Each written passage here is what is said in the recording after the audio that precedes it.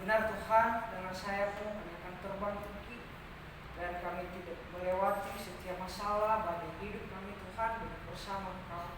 Pada pagi hari ini Tuhan kami sama-sama belajar kebenaran firman-Mu. Biarlah Engkau yang memberkati kami Tuhan, setiap kami baik yang menyampaikan maupun juga yang mendengar Tuhan. Biarlah Engkau menyertai kami Tuhan dari awal pertengahan hingga sampai akhir ibadah ini kami serahkan dalam tangan kasih. Amin. Inilah kami Tuhan, kami siap mendengarkan kebenaran firman-Mu. Haleluya. Amin. Amin. Shalom. Shalom. Sekali lagi shalom. Shalom.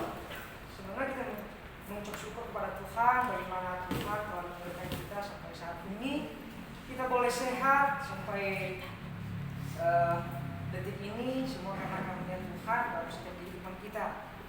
Pada pagi hari ini saya mau menyampaikan kebenaran firman Tuhan. Kita akan sama-sama membuka Alkitab kita dari Yeremia 1 ayatnya 4 sampai ke 10.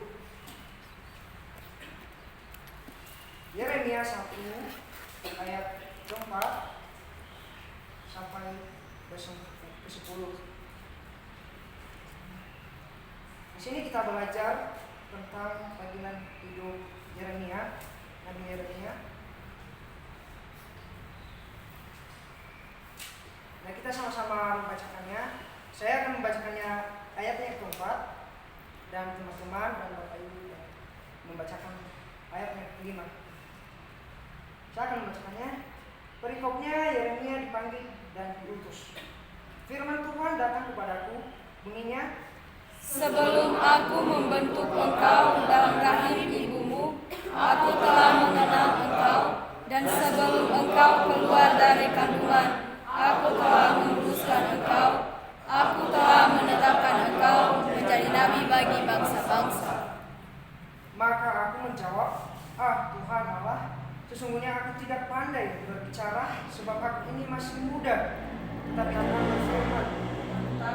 Tuhan berfirman kepadaku, janganlah katakan, aku ini masih muda. Tetapi kepada siapapun engkau kuutus, haruslah engkau pergi, dan apapun yang kuperintahkan kepadamu, haruslah kau sampaikan. Ayatnya ke-8, janganlah takut kepada mereka, sebab aku menyertai engkau untuk melepaskan engkau. Demikianlah firman Tuhan. Lalu Tuhan mengulurkan tangannya dan menjamah mulutku. Tuhan berfirman kepadaku, sesungguhnya aku menaruh perkataan-perkataanku ke dalam mulutmu. Ayatnya ke-10, kita sama-sama bacakannya. Ketahuilah, pada hari ini aku mengangkat engkau atas bangsa-bangsa dan atas kerajaan-kerajaan untuk mencabut dan merobohkan, untuk membinasakan dan meruntuhkan, untuk membangun dan menanam. Bapak Ibu saudara kasih dalam Tuhan Yesus, pada pagi hari ini saya akan mengambil sebuah judul pencerah saya atau tema saya, sebuah tujuan. Tema saya sebuah tujuan. Mungkin terlebih dahulu saya akan mengambil sebuah ilustrasi. Di sekeliling kita ada sebuah barang atau setiap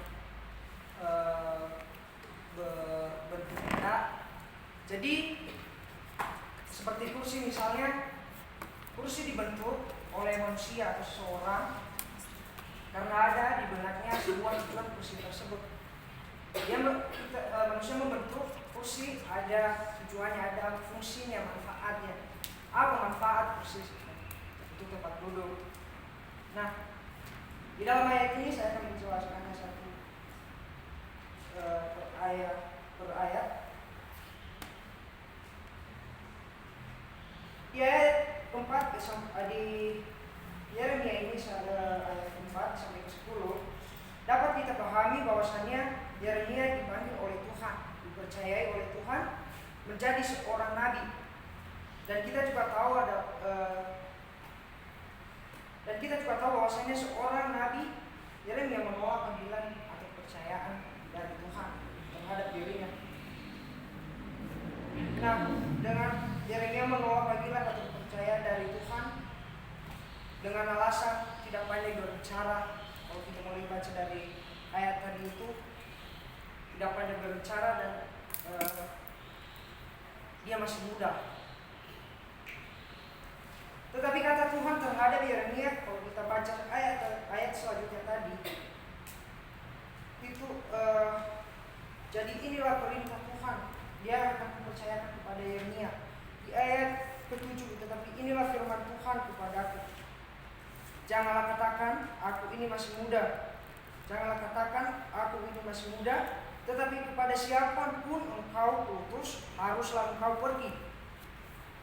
Dan apapun yang kuperintahkan kepadamu, haruslah kau sampaikan. Jadi itu sebuah perkataan Tuhan terhadap kepada Yeremia, bahwasanya Tuhan mengutus Yeremia untuk menjadi nabi. Nah, Yeremia menolak, dan karena dia merasa tidak percaya diri, tidak bisa. Jadi di ayat yang ke-7 ini, jangan katakan aku masih muda, tetapi dimanapun kepada siapapun engkau diutus, haruslah kau pergi, dan apapun yang kuperintahkan kepadamu, haruslah kau sampaikan. Nah, di ayat selanjutnya poin dulu aja. Saya mengambil poin yang pertama, Tuhan mengenal engkau.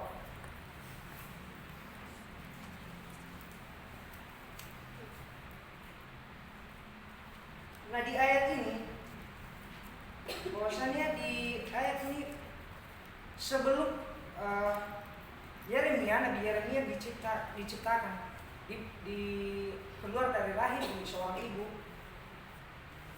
Tuhan telah merencanakan apa tujuan hidup Yeremia. Tuhan telah Tuhan tahu Tuhan tahu apa tujuan hidup Yeremia di dunia ini. Tuhan telah menetapkan tujuan hidup Yeremia, yaitu menjadi seorang nabi. Nah, di poin ini, di dalam kehidupan kita hidup, Tuhan telah merencanakan apa setiap masa depan kita menjadi apa ke depannya. Tuhan telah merencanakannya. Tuhan sudah tahu. Dan yang kita tahu, Tuhan kita adalah Tuhan yang Maha Tahu, Tuhan yang Maha Kuasa. Dia tahu setiap masa depan kita. Dia tahu tujuan hidup kita ke depannya. Dia telah menetapkan kita, kalau misalnya contohnya seperti Supriyadi menjadi pengkhotbah yang luar biasa nantinya. Dia telah menetapkannya. Jadi Tuhan itu sudah menetapkan masa depan kita, tujuan hidup kita, dia sudah merencanakannya. Amin. Dengan sempurna. Amin. Nah, poin yang kedua, Tuhan menguduskan engkau. Nah, di ayat yang kita baca tadi, bahwasanya di ayat yang keempat, firman Tuhan datang kepada Yeremia, sebelum aku membentuk engkau dalam rahim ibumu, aku telah mengenal engkau, dan sebelum engkau keluar dari kandungan, aku telah menguduskan engkau. Nah, di sini kita lihat bahwasanya Yeremia, Tuhan telah menguduskannya sebelum dia lahir. Karena Yeremia merasa tidak layak, karena begitu banyak kesalahan atau tidak layak, atau merasa dirinya tidak bisa. Jadi di sini dikatakan bahwa aku telah menguduskan engkau. Nah, di ayat yang ke-8, janganlah engkau takut kepada mereka, sebab aku menyertai engkau untuk melepaskan engkau, dan demikianlah firman Tuhan. Nah, kata Tuhan kepada Yeremia, janganlah takut, aku akan menyertai engkau. Jadi dalam kehidupan kita juga begitu juga. Kita merasa tidak percaya diri untuk menjadi hamba Tuhan. Kita tidak pantas, gitu kan. Tetapi di sini, di ayat ini, Tuhan telah memutuskan kita, karena Tuhan telah menetapkan apa tujuan hidup kita, dan Dia juga menyertai kita. Di Di poin ketiga terakhir, poin yang ketiga, Tuhan telah menetapkan engkau.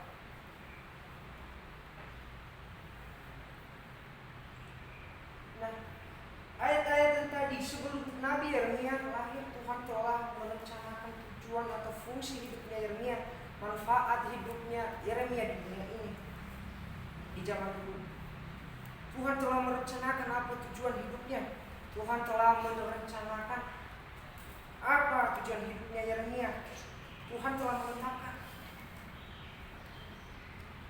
Nah, yang Tuhan tetapkan dalam kehidupan Yeremia pada zaman itu menjadi seorang nabi. Kalau kita jadi lihat di ayatnya yang ke-9, lalu Tuhan mengalungkan tangannya dan menjamah mulutku. Tuhan berfirman kepadaku, sesungguhnya aku menaruh perkataan-perkataanku dalam mulutmu. Di ayat yang ke-10, ketahuilah pada hari ini aku mengangkat engkau atas bangsa-bangsa dan atas kerajaan-kerajaan untuk mencabut dan merobohkan, untuk membinasakan dan meruntuhkan. Ia meruntuhkan untuk membangun dan menanam. Karena Nabi Yeremia pada waktu itu merasa dirinya tidak bisa, dan sehingga karena Tuhan telah menetapkannya, Tuhan akan memakainya, Tuhan akan memperlengkapinya untuk menjadi seorang nabi. Tuhan memberkati mulutnya untuk berani mengatakan nubuatan Tuhan terhadap orang lain. Nah, begitu juga dengan kita. Mungkin kita merasa saya ini tidak bisa ngomong aja belepotan, bahasa masih gak jelas gitu kan.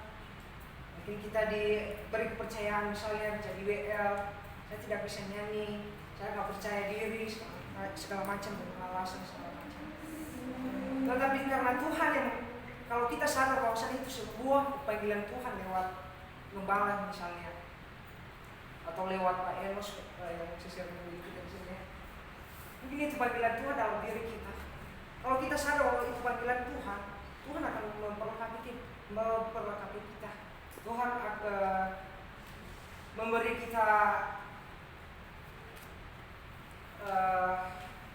kemampuan. Nah, begitu juga dalam kehidupan kita. Jika kita tidak merasa tidak mampu, kita diberi kemampuan oleh Tuhan. Tuhan mau memakai kita secara luar biasa. Jadi di firman Tuhan pada hari ini, saya mengambil kesimpulan Tuhan menciptakan setiap kita karena Tuhan punya maksud baik. Tuhan punya maksud yang sempurna, indah. Jadi dalam setiap hidup kita ini, Tuhan punya maksud yang indah. Tuhan punya rencana yang indah. Amin. Amin. Mungkin itu saja firman Tuhan yang bisa saya bagikan kepada teman-teman. Mari kita sama-sama berdoa. Terima kasih Tuhan buat kebenaran firman yang boleh kami dengar, yang boleh mengingatkan kami. Biarlah itu firman Tuhan hidup dalam kehidupan kami dan menjadi motivasi kami untuk kedepannya untuk tetap percaya diri untuk melayani Engkau Tuhan, karena kami tahu Tuhan memberkati kami. Dalam nama Tuhan Yesus, kami telah siap mendengarkan kebenaran firman-Mu.